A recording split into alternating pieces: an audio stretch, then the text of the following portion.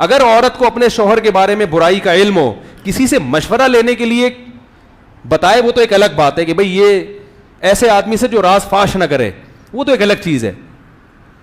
لیکن اس کو معاشرے میں ذلیل کرنے کا کوئی تک, بھئی خراب ہے تو آپ علیحدگی لے لیں اس سے, چپکے سے پتلی گلی سے نکل لیں. آپ بیوی آپ کی خراب ہے تو آپ آرام سے اس کو چھوڑ دیں, معاشرے میں ذلیل کرنے کی کوشش نہ کریں. حضرت عویمر عجلانی رضی اللہ تعالی عنہ نے اپنی بیوی کو زنا کرتے ہوئے اپنی آنکھوں سے دیکھا.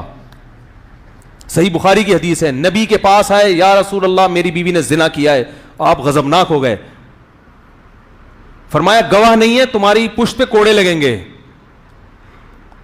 اور اپنے چہرے کو پھیر لیا آپ صلی اللہ علیہ وسلم نے, ناراضی کا اظہار کیا.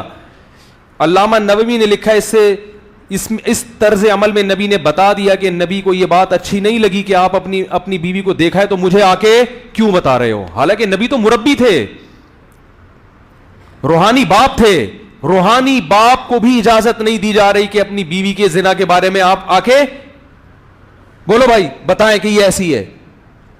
علامہ نووی نے لکھا ہے اس کے تحت کہ اس صورت میں نبی نے طرز عمل نے بتا دیا, بھائی آپ نے دیکھا ہے, طلاق دے کے بولو بھائی چپکے سے اس کے راز کو فاش نہ کرو, فارغ کر دو. بھائی نہیں, لوگ پوچھیں کیا مسئلہ, بھائی ہماری نہیں بن رہی تھی آپس میں, ختم, بھائی نہیں بن رہی تھی.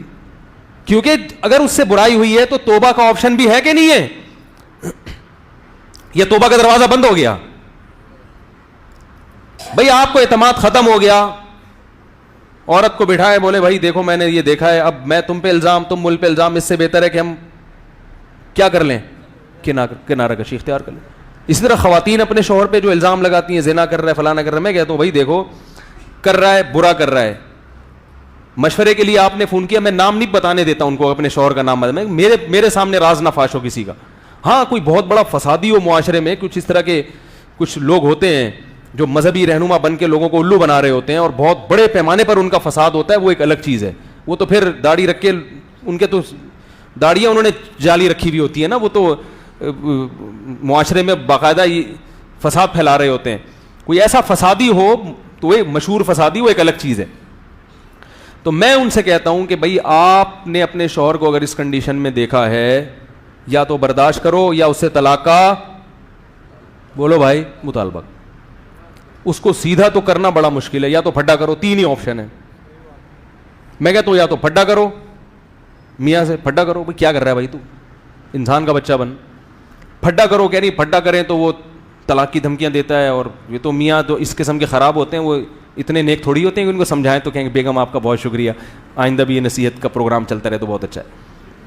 تو میں نے کہا پھڈا کرو, گھر میں چیزیں اٹھا کے پٹکو, یہ تو کرنا ہے, یہ تمیز سے کون مانتا ہے آج کل. ایسی خواتین دیکھو کیسے الٹے مشورے دے رہا ہوں میں. وہ کہتی ہیں اس کے ناجائز تعلق, میں کہتا ہوں اٹھاؤ برتن توڑو, جب گھر میں آئے نا, اللہ کی قسم ایسے مشورے دیتا ہوں میں, چاہے آپ اس پہ کچھ بھی کمنٹس کریں. خاتون کہتی ہے میرا میاں کے غلط تعلقات ہے, میں کہتا ہوں توڑ دو گھر میں جتنے برتن ہیں, آئے گھر میں بولو اٹھا کے پھینکو, بولو یہ میں شریف زادی ہوں. بچوں پہ کیا اثر پڑے گا جب ان کو پتا چلے گا, یہ گھر میں برداشت نہیں ہوگا, توڑو پھوڑو, یہ کرو, ایسی کی تیسی روٹ کے چلی جاؤ. اور اگر یہ نہیں ہو پا رہا آپ سے, آپ میں دم نہیں ہے توڑنے کا برتن, کانپ رہی ہیں آپ, ہمت ہی نہیں ہے, تو پھر کیا کرو بھائی. بسوں کے پیچھے لکھا ہوتا ہے تپڑ ہو تو پاس کرو ورنہ برداشت کرو, لکھا ہوتا ہے نا.